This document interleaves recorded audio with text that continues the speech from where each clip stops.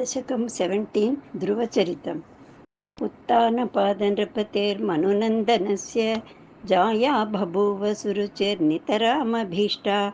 अन्या सुनीतिरिति भर्तुरनाधृता सा त्वामेव नित्यमगतिः शरणं गताभूत्।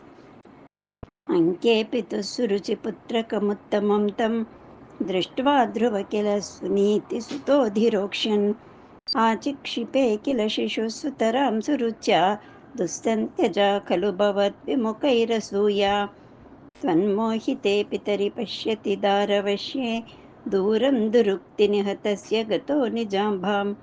सापि स्वकर्मगतिसन्तरणाय पुंसां त्वत्पादमेव शरणं शिशवे शशंस।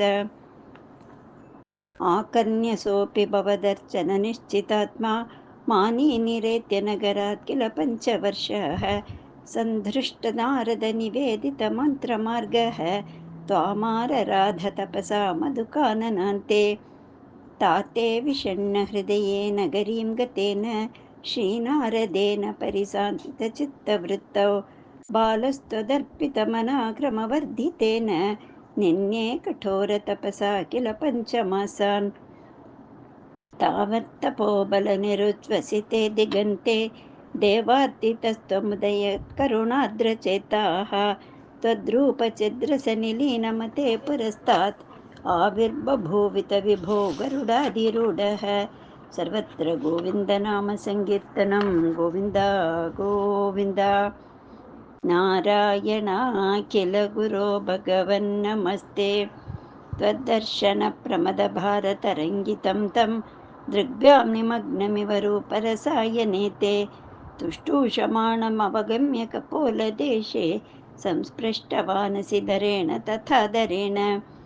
तावद्विबोधविमलं प्रणुवन्तमेनम् आभाषतास्त्वमवगम्य तदीयभावं।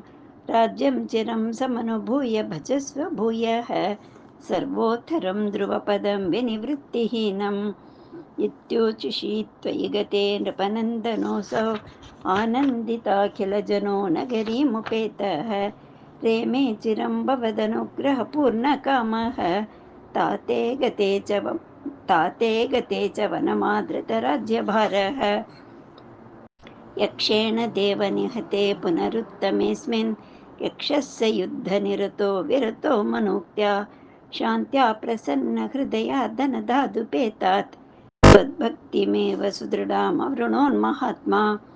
अन्ते भवत्पुरुषनीतविमानयातः मात्रा समं ध्रुवपदे मुदितोऽयमास्ते।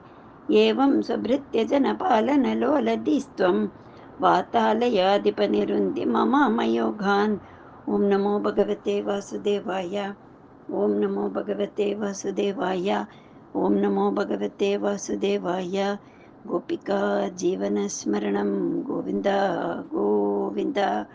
नारायणाखिल गुरो भगवन्नमस्ते।